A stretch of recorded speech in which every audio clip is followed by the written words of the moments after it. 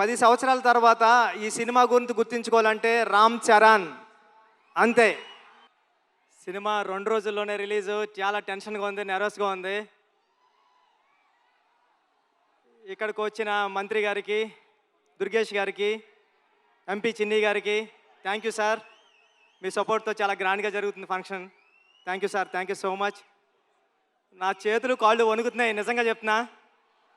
మాట్లాడేసిందంతా పెద్దోళ్ళు మాట్లాడేశారు.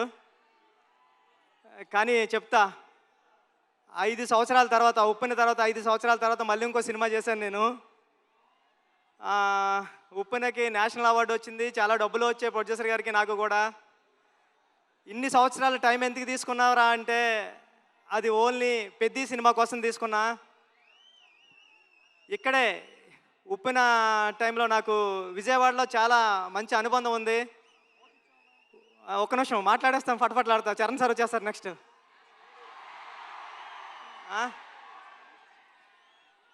ఉప్పెన నేను ఇక్కడే నాగార్జున యూనివర్సిటీ దగ్గర సైకిల్ తొక్కుంటా రాసుకున్నాను స్టోరీ. నేను ఫాదర్ అవుతున్నానని డాక్టర్ గారు చెప్పింది కూడా విజయవాడలోనే. ఆ దుర్గామాత బ్లెస్సింగ్స్ నాకు ఎప్పుడు ఉంటాయని కోరుకుంటున్నాను. చరణ్ సార్, నేను ఉప్పెన అయిపోయిన తర్వాత ఎవరితో సినిమా చేయాలని టెన్షన్లో తిరుగుతూ ఉంటే నన్ను మీ దగ్గరికి తీసుకొచ్చారు మా గురువుగారు సుకుమార్ గారు. థ్యాంక్ యూ సుక్కు సార్, నన్ను చరణ్ సార్ దగ్గర కూర్చోబెట్టినందుకు తీసుకెళ్ళి. అంటే నాకు ఉప్పెన మెగాస్టార్ చిరంజీవి గారు ఇస్తే పెద్ది రామ్ చరణ్ గారు ఇచ్చారు. నేను చరణ్ సార్కి స్టోరీ చెప్పాను, దేవుణ్ణి మొక్కుని వెళ్ళాను. ఒక్క కరెక్షన్ కూడా చెప్పకుండా, స్వామి దత్తాత్రేయ స్వామి ఇది ఓకే చేస్తే నీకు రుణపడిపోతానని. చరణ్ సార్ ఒక్క కరెక్షన్ కూడా చెప్పలేదు. పెద్ది అంటే ఒక కమర్షియల్ ఫిల్మ్లా కనిపిస్తుంది మీకు, కానీ ఇది కమర్షియల్ ఫిల్మ్ కాదు. చాలా కమర్షియల్ ఫిల్మ్గా ఉంటూ ఒక ఎమోషనల్ డ్రామా ఇది. ఒక ఆటగాడి జర్నీ. అంటే ఆట అంటే ఇన్నాళ్ళు ఆట అంటే ఆగతాయితనంగా ఉంటుంది, కానీ ఆట ఏం తీసుకొస్తుంది ఒక మనిషికి? తన ఐడెంటిటీ తీసుకొస్తుంది, తన గౌరవం తీసుకొస్తుంది, తన చుట్టూ ఉన్న మనుషుల్ని కూడా మారుస్తుందని చెప్పే కథ పెద్ది. అంటే పెద్ది అంటే అలలా ఎగసపడిన మనిషి కథ కాదు, పడినా లేచిన మనిషి కథ పెద్ది. టెన్షన్గా ఉంది. చరణ్ సార్, అంటే ఈ జర్నీలో మీతో గడిపిన రోజులన్నీ నాకు గుర్తున్నాయి. షూటింగ్ డేస్ నుంచి మీరు ఎక్కడున్నాడు కూడా కనిపిస్తలేదు నాకు. షూటింగ్లో నేను కొత్త, అంటే సెకండ్ ఫిల్మ్కే ఒక స్టార్ హీరో డైరెక్టర్ నమ్మివ్వడం అంటే మామూలు విషయం కాదండి.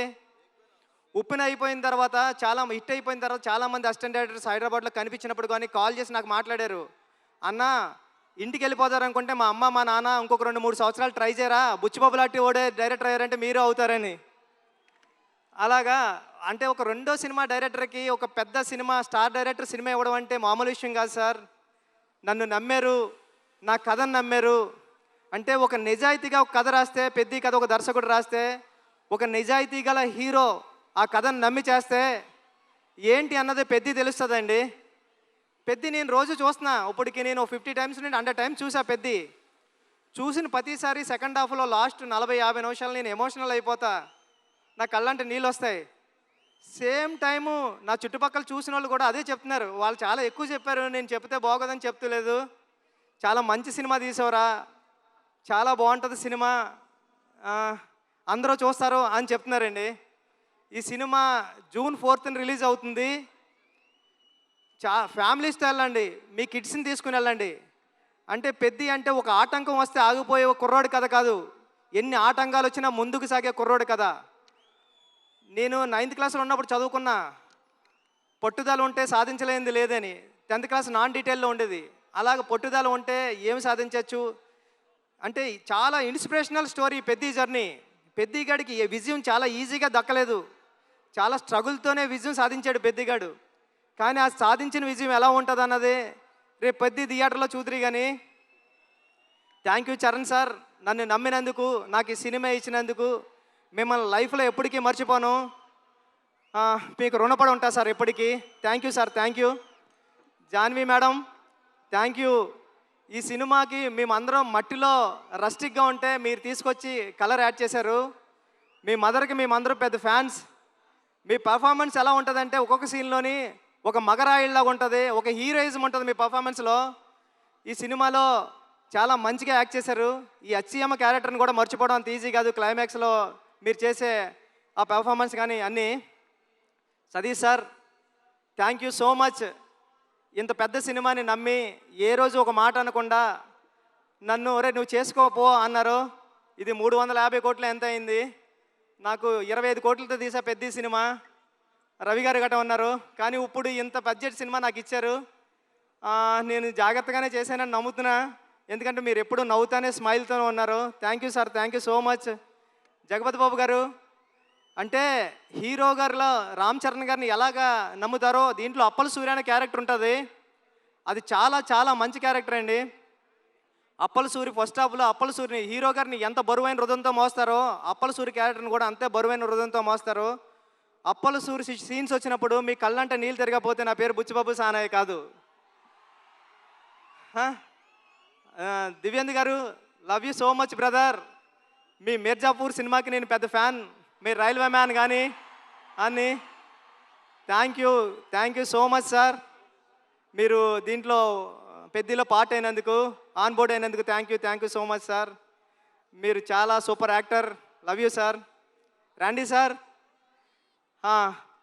ఈ విజువల్స్ అందరూ చెప్తున్నారు, చెన్నైలో నేనుండి రెహమాన్ గారి దగ్గర ఉండి చేసినప్పుడు చెప్తున్నారు అందరూ, ర్యాండీ గారు చాలా బాగా తీశారా, పిక్చర్ అదిరిపోయింది అని. Thank you sir. నేను రాసుకున్న 10 అక్షరానికి ప్రాణం పోశారు. చరణ్ సార్ పర్ఫార్మెన్స్ అంతే నెక్స్ట్ లెవెల్లో చూపించారు. మీరు పెట్టే బ్లాగులు ఎంత బాగున్నాయంటే అది రేపు పొద్దున్న సినిమాలో ఆడియన్స్ అందరూ విట్నెస్ చేయాలని కోరుకుంటున్నాను సార్. సార్ అవినాష్ కోలా గారు, థ్యాంక్ యూ. చాలా సెట్లు వేశారు, ఒక 20 సెట్లు వేశారు. వేసి చాలా మంచిగా న్యాచురల్గా తీశారు అవినాష్ కోలా గారు. ఆర్ట్ డైరెక్టర్ అవినాష్ కోలా గారికి థ్యాంక్ యూ. ఏకాంబరం గారు, కాస్ట్యూమ్ డిజైనర్ ఏకాంబరం గారికి చాలా న్యాచురల్గా తీసుకొచ్చారు, ఆయనకి thank you. AR Rahman sir, మీ చికిరి రై రై రారా హలో హలో అన్ని పాటలు హిట్. బ్యాక్గ్రౌండ్ స్కోర్ మీరు కొట్టినప్పుడు చాలా స్టైలిష్గా చాలా మాస్గా ఉంది. Love you sir. ఈ సినిమాకి మీరు మ్యూజిక్ డైరెక్టర్గా చేయడం అన్నది నా చిరకాల వాంఛ కోరిక, అది తీర్చారు. Thank you sir. Thank you so much. Charan sir, మళ్ళీ once again love you sir. మీరు లేకపోతే బుచ్చిబాబు లేడంతే. పెద్ద మీరు నాకు ఇచ్చారు. లైఫ్లో ఎప్పటికంటే నేను మాట్లాడలేకపోతున్నాను, నా చేతులు తిమ్మిరెక్కుతున్నాయి సార్. అంటే నర్వస్గా ఉంది. జూన్ 4న ఈ సినిమా వస్తుంది. మీ ఫ్యామిలీతో వెళ్ళండి, మీ కిడ్స్ని తీసుకెళ్ళండి, చాలా బాగుంటుంది. చాలా ఎమోషనల్ అవుతారు, చాలా ప్రేమిస్తారు. పెద్దిని ప్రేమిస్తారు, పెద్దిని లవ్ చేస్తారు, పెద్దితో ఆడతారు, పెద్దితో పాడతారు. పెద్ది మీ ఇంటికి వస్తాడు, ఒరే భలే చేశాడు రా చరణ్ గారు అని చెప్పుకుంటారు. ఒక సెకండ్ హాఫ్లో 4-5 సీన్లు ఉంటాయండి. చరణ్ సార్ పర్ఫార్మెన్స్ ఎలా ఉంటుందంటే మీ కళ్ళంటే నీళ్ళు రాకుండా ఉండవు. Charan sir thank you sir. June 4న థియేటర్స్లో కలుద్దాం, ఎమోషన్ అవుదాం. Thank you sir. Thank you so much. Thank you sir. Thank you. Buchibabu garu, వెళ్లే ముందు I know you're very emotional already. అయితే వెళ్లే ముందు ఒక క్వశ్చన్. 10 సంవత్సరాల తర్వాత ఈ సినిమా గురించి జనాలు మాట్లాడుకునేటప్పుడు ఏం చెప్తే బాగుంటుంది అని మీరు అనుకుంటున్నారు? ఎలా చెప్పుకుంటారు? 10 సంవత్సరాల తర్వాత ఈ సినిమా గురించి గుర్తించుకోవాలంటే రామ్ చరణ్ అంతే. చరణ్ గారు ఈ సినిమా కథ ఓకే చేయడం అంటే మామూలు ఇష్యూ ఏం కాదు. రేపు పొద్దున్న మీరు స్క్రీన్ మీద చూద్దరు కానీ ఇలాంటి కథ ఒక స్టార్ హీరో ఓకే చేస్తాడా అని. స్టార్ హీరో ఎందుకు ఓకే చేశారు? ఒక కథను నమ్మితే ఆయన కూడా ఒక కథ నమ్మి మీ అందరికీ ఒక మంచి కథ, మన రూటెడ్ కథ, మన విజయనగరంలో జరిగిన ఒక కుర్రోడి కథ చూపించడానికి వస్తున్నామండి. Thank you sir. Thank you madam. Thank you Suma garu. Thank you so much. మీరు చాలా బ్యూటిఫుల్గా ఉన్నారు. Thank you sir. Thank you. లాస్ట్లో మాకు కూడా ఒక బిస్కెట్ వేసినందుకు.